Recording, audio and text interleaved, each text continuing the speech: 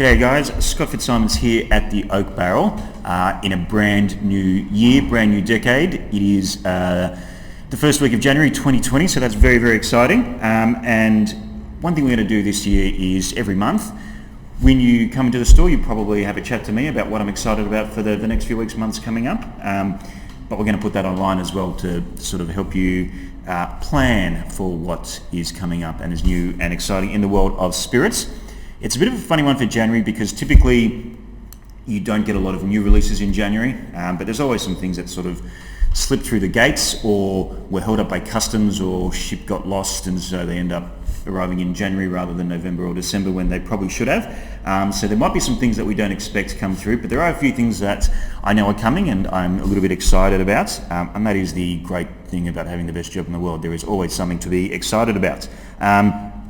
First one is something that I've been talking about a little while now with people, and that is William LaRue Weller, one of the wheated bourbon brands from the Buffalo Trace Distillery in Kentucky. The William LaRue releases are coming as part of the new Buffalo Trace 2019 allocation.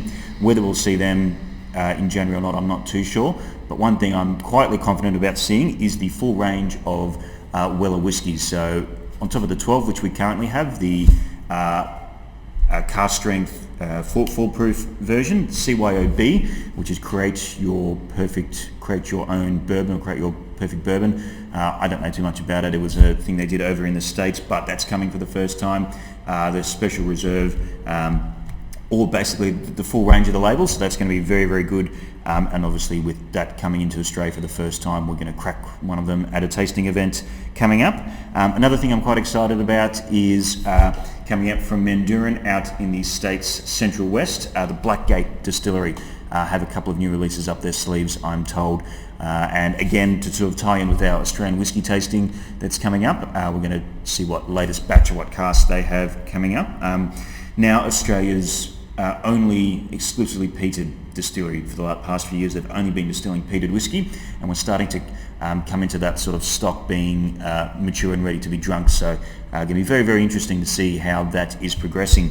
And I guess the third thing I'm excited about for this month is just to get into events in general again.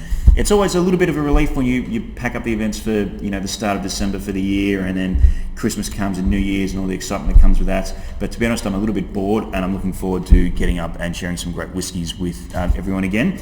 We've got events for whiskey, for rum, for gin, all on sale. Going to do a lot here in the tasting room, but actually going on tour, getting out to the establishment bar in Dubbo to do gin, whiskey and tequila nights for them. So very, very excited because I am a little bit restless at the moment, and if there's one thing that's true about all drinks and not just spirits, it's far more fun to drink it with good people rather than drinking by yourself.